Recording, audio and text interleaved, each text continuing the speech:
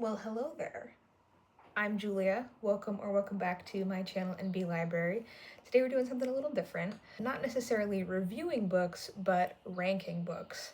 I did this back in the fall with my Lady Knights video, and today I'm doing a video that I've had in the works for a long time, and that is tier ranking every T. Kingfisher book. I waited to film this video until I had read Wolfworm. I've read Snake Eater, I've read Wolfworm, those are her two newest books, and I wanted to demonstrate to you all my love for T. Kingfisher because I have read almost all of her works. I say almost all, I haven't read some of her books published under Ursula Vernon for kids. I have read some of them, but I've published everything that she's written under the name T. Kingfisher, with the exception of 2 short stories that have come out recently, but I'm not reviewing those. I've been a fan of T. Kingfisher since I think 2021 is when I read Paladin's Grace, but then 2022 was when things really kicked off and I read everything that she had published until that point, I think. I come at T. Kingfisher through the lens of Terry Pratchett. I think she is very much the successor to Terry Pratchett, and I think sometimes people who don't like her writing have not read Terry Pratchett. I don't think that's the only reason that people don't like her writing, and I think that her character voice has gotten a little bit samey recently, especially with her horror. She does a lot of the same tropes and archetypes, and they're tropes and archetypes that I love. The voice is getting a little bit repetitive. But I do love her paladins. I'm so excited for Daggerbound. I heard that at the NorwestCon panel that she had at the beginning of April, she talked about a bunch of books that she's writing or that are in the process of being published. There's some sci-fi, there's lots of good stuff going on. Let's take a look here at what the criteria are. Our top tier, our S tier, is life-changing. There are a few of the books on this list that are, I would consider, literally life-changing for me by T. Kingfisher. Next row is a favorite book, just not life-changing favorite book of all time. Really very well pleased with that. I gotta explain this reference. So there's a one-off Brennan Lee Mulligan one-shot that he DM'd where it was a made-up Great British Bake Off TTRPG, and one of the stats for that TTRPG was really very well pleased with that, which is a cliche of things that people say when they've baked something good on Bake Off. So that's the mid-tier. And then wouldn't reread is literally that. I liked this book, but I wouldn't reread it. And then the bottom tier is, oh no, I didn't like it, which is, it's sad for me when I don't like a T. Kingfisher book. I'll start with A House with Good Bones. This is one of her horror books. I'm gonna put this in really very well pleased with that. This is one of her horror books in the vein of woman goes back to a family domicile, spooky things are going on in the house. I particularly like this one because the main character's mom is really involved and she has a good relationship with her mom. It's just mysterious things are going on, and I like that dynamic. There's also some really creepy things that happen in this book that I thought were really well done. At least once a book, there is a moment that makes me want to throw the book across the room in a T. Kingfisher horror, and I can't mention the moment. It's bug related, but it's really gross. Okay, A Sorceress Comes to Call, I'm gonna put under wouldn't reread. This is a very, very loose retelling of The Goose Girl. Very loose. It's also got some Regency romance going on. There is dual POV between this young woman whose mother is a sorceress and evil and abusive, and then this woman in her mid-50s whose brother is being seduced by the sorceress, and it's really unique. I haven't seen that done before. When I got to the end of this book, I was just okay. Bryony and Roses is a self-published retelling of Beauty and the Beast. I'm going to put it in really very well pleased with that. I think that the mechanics that she uses to get around the Stockholm syndrome of it all are clever. I like the relationship between Bryony and the Beast. This is one of the few books that I listen to on audio, and I have such a distinct voice in my head of what T. Kingfisher books sound like that I don't really like listening to them on audio because I feel like it messes with that, but I enjoyed this. Castle Hangnail, favorite. You probably haven't heard of this book. It's published under her name Ursula Vernon. It's for kids. It could slot easily into Eva Abotson's canon with Island of the Ants, and there's a few other ones. I can't remember any other Eva Abotson books, but it has that voice, and it's so lovely. It has this trope that I love of a found family, specifically where all these adults are rallying around a little girl to like protect her and nurture her. It's just fabulous and adorable, and it is a favorite of mine. Clockwork Boys, life-changing. This is the first book in the Clockwork Boys duology. The second one is The Wonder Engine. I adore this book. This is one of my favorite books of all time. Slate and Caliban are some of my favorite characters of all time. I find Caliban incredibly attractive, personally. I find a lot of T. Kingfisher's men incredibly attractive. Her paladins remind me that I'm bisexual. I think that this book is also a very good indicator of T. Kingfisher's voice. So if you don't like this book, you probably won't like her catalog. But to me, it's like, this is just a Discworld book, kind of with the names changed. This could slot easily into the Discworld canon, and I love it very much. Digger Unearthed, this is the like 800-page volume of her webcomic Digger. I'm gonna put it in wouldn't reread. It's good.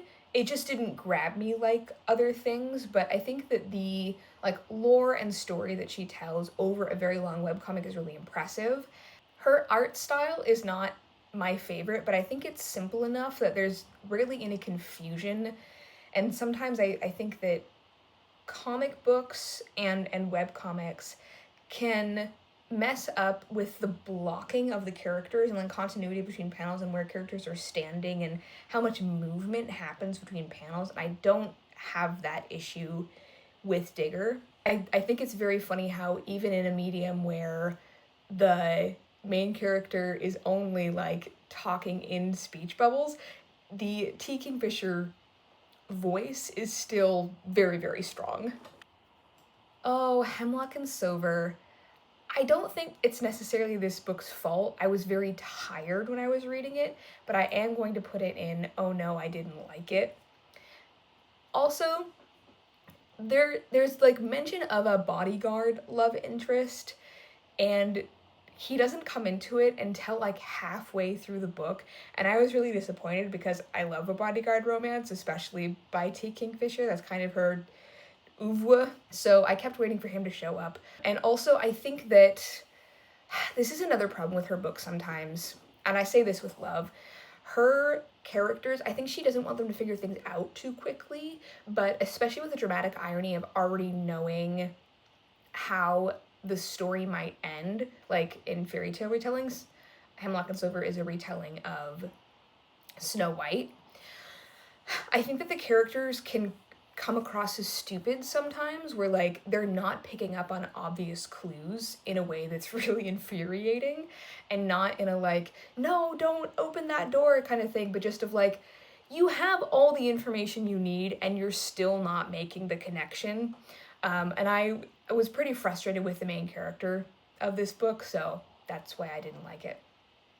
Jackalope Wives. I think this is one that I read in like one night when I was backpacking. This is a short story collection, and I'm going to put it in. Really very well pleased with that. She's a great short story writer. There's some really good fairy tale retellings in here and some like original fairy tale-esque stories, but with like original characters.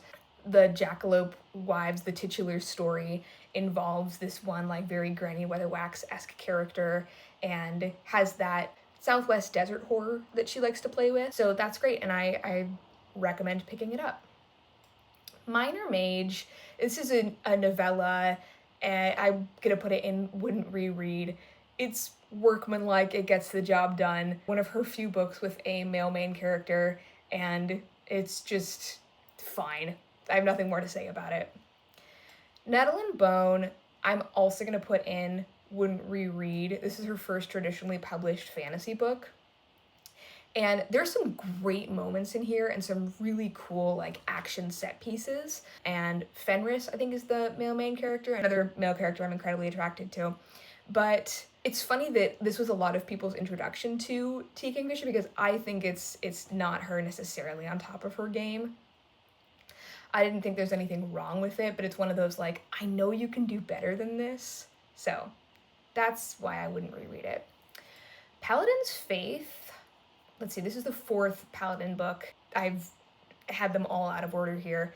This is the most recent one, came out a few years ago. The main character is horny and feels so bad about it, and it's kind of annoying to be in his head because he is so horny and feels so bad about it. I'm gonna put it in, I'm gonna say really very well pleased with that, because I would reread this series in anticipation of the 5th book coming out, and I wouldn't skip this one. I don't know when the 5th book's gonna come out, hopefully soon this year. I don't know, she's got a lot on her plate. This does bring back a character from the Clockwork Boys duology, so that was really cool. And I forget the main, is it Shane? Is this Shane's book? I think this might be Shane. And then Marguerite is a character from Paladin's Grace. She's a spy. And then we're also getting a little bit of POV from one of the Paladins, Ren, who's a young woman, and she's hopefully gonna get her own book. Paladin's Grace, I'm gonna put in life-changing.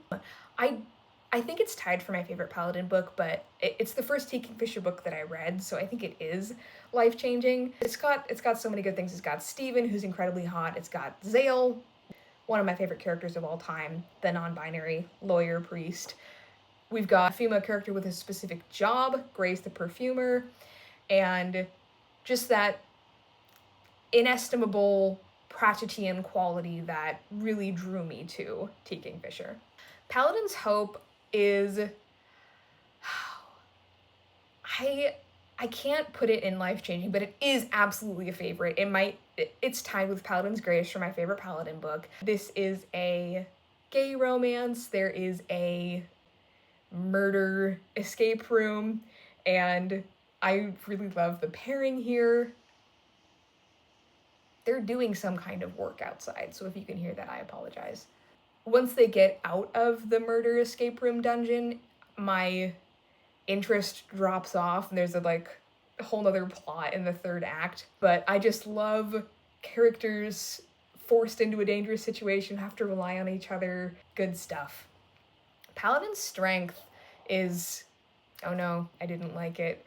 This is my least favorite T. Kingfisher book. I don't know quite why. Like Hemlock and Silver, it could have been the circumstances in which I read it. I don't remember now what those were, but one of the things that bothers me about this book is that it has a really high body count of one of the main character's friends. Like, they go to rescue these nuns, and the nuns just keep getting killed off in a way that made me really sad.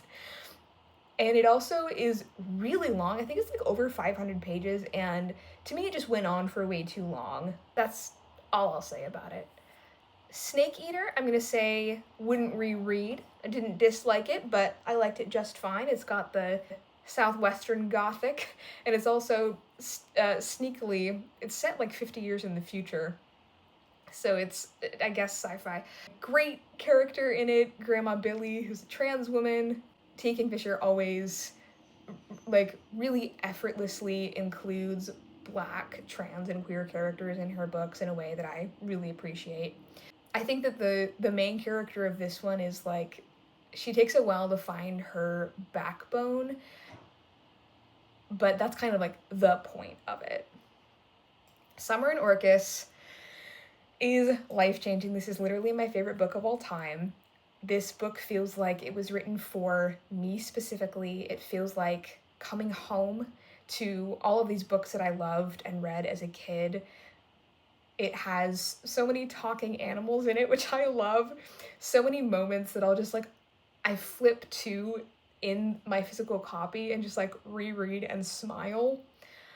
This is a portal fantasy. The main character, Summer, is a 12-year-old who gets pulled into this world on a minor quest that turns into a bigger one, and she has a talking weasel and a very proper foppish bird that follows her around, and a wolf that's a werewolf, but he turns into a house instead of a person.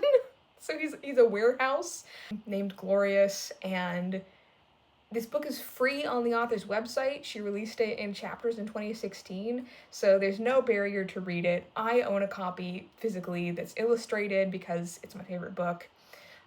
This book has such a special place in my heart. I will love it forever. I would say it is easily, literally life-changing.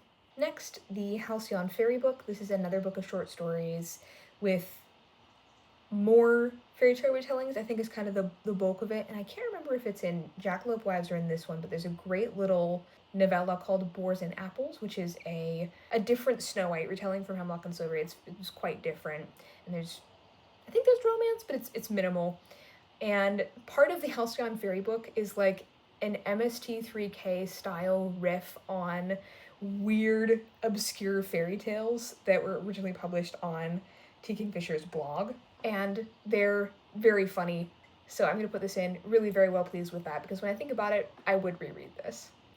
The Hollow Places, one of the women returns to a family domicile and spooky things happen style of horror books. And there's some like almost Backrooms-esque horror going on here. I'm going to put this in wouldn't reread. It's not my favorite of the horror of hers. The Raven and the Reindeer is going to go in really very well pleased with that. This is a lesbian retelling of The Snow Queen. Honestly, I don't think she's done enough fairy tale retellings. I want to see 20 more of them. And I also want to see her write more sapphic characters. I think this is maybe the only book or novella of hers with a sapphic main character. I read it in the winter time, and it's perfect for curling up by a fire with. The Seventh Bride. This is definitely a favorite. This is the first book by T. Kingfisher that I made my roommate read because I knew she would love it. This is definitely a Bluebeard retelling, but in a very unique way. Main character Rhea is so much like Tiffany Aching. This book is just like, what if Tiffany Aching had to marry Bluebeard? What happens then? And she has a hedgehog familiar instead of the Feagles. Just thinking about this book makes me giddy. Like, I really love this book. I like her books with younger protagonists. Like, this is almost a middle grade book. Like, there are some spooky moments for sure, but I would definitely give this to like a 12, 13-year-old girl. God, I love that book. Wizard's Guide to Defensive Baking. This is another one that people know her for. Really unique magic system. The main character has baking magic, and oh boy, are there some interesting ways that gets played with. I'm gonna put this in... I'm waffling between really very well pleased with that and wouldn't reread, because I'm trying to decide if I would reread this one. I think I would. I'm going to put it in really very well pleased with that. I think the middle drags a little bit.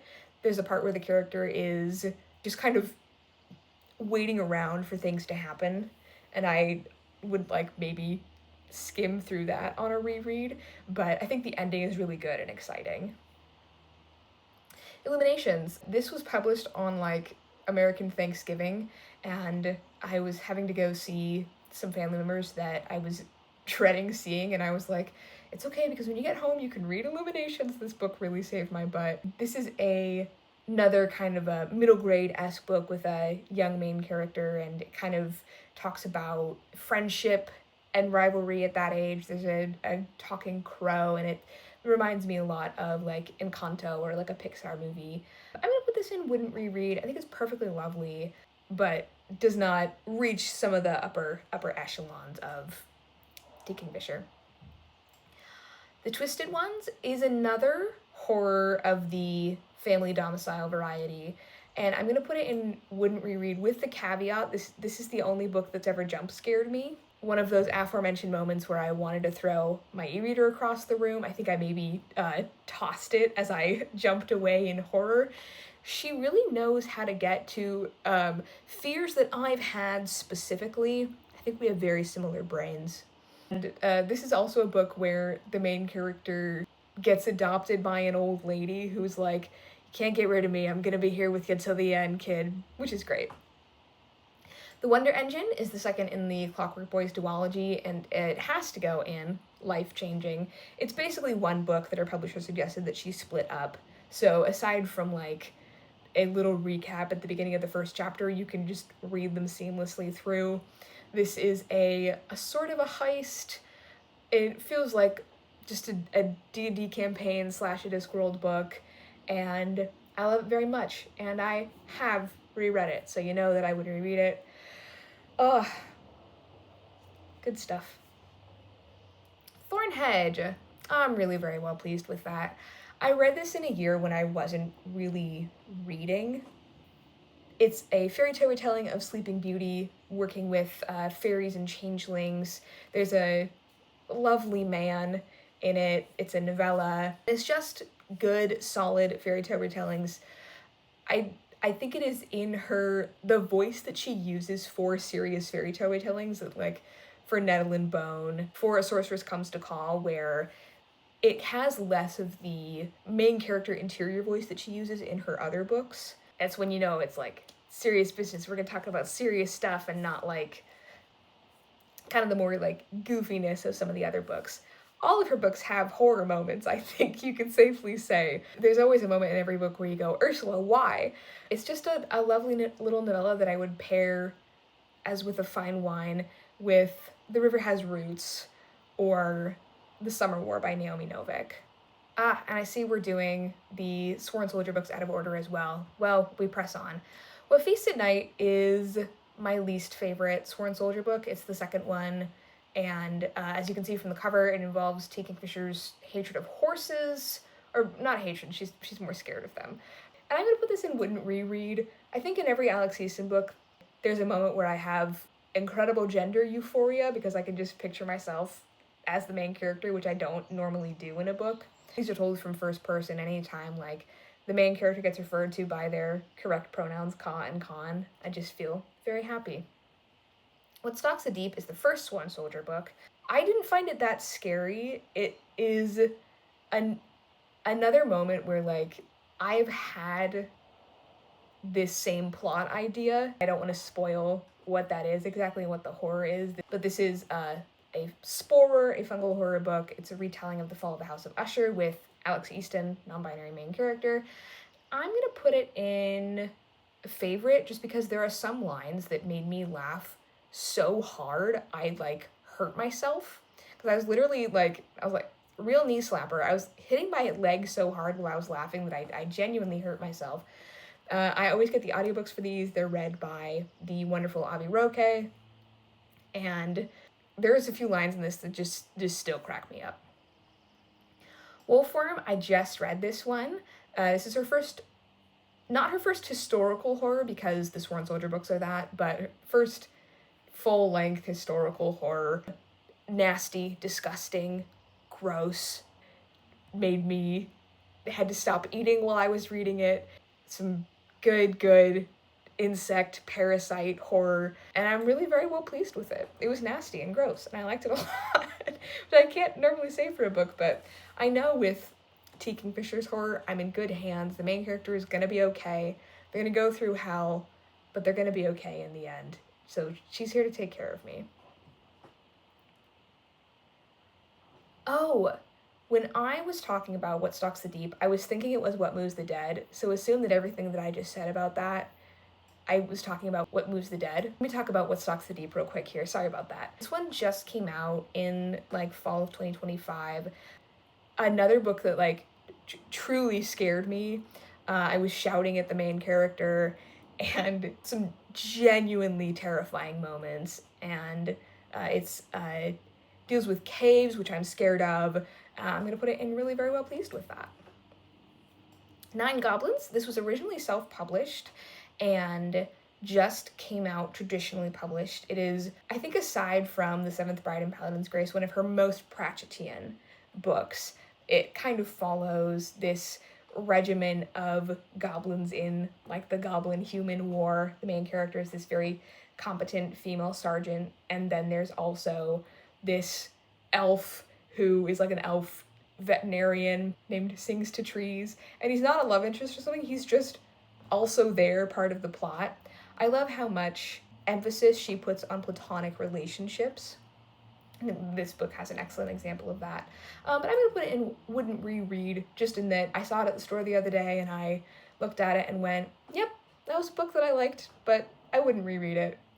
But I don't think that should prevent you from picking it up. A average T. Kingfisher book, I think, is better than most fantasy authors. And finally, My love, my light, Sword Heart, aside from Summer and Orcus, one of my other favorite books of all time. Fantasy romance, basically just two characters going on a journey and then reaching their destination, turning around and coming back. And there's so much more to it than that. Honestly, the best part of this book for me is how prominently Zale features in it. This is set, I think, before the Paladin books, and so Zale is in Paladin's Grace and Sword Heart. This time they're on the journey with the main characters, and I could just self-insert myself and imagine that I'm there as this third wheel. Sarkis as the main character is the hottest thing he ever did was do the dishes, and I really love that for him and for T. Kingfisher and for all of us who get to read it. All right, that is my definitive tier ranking.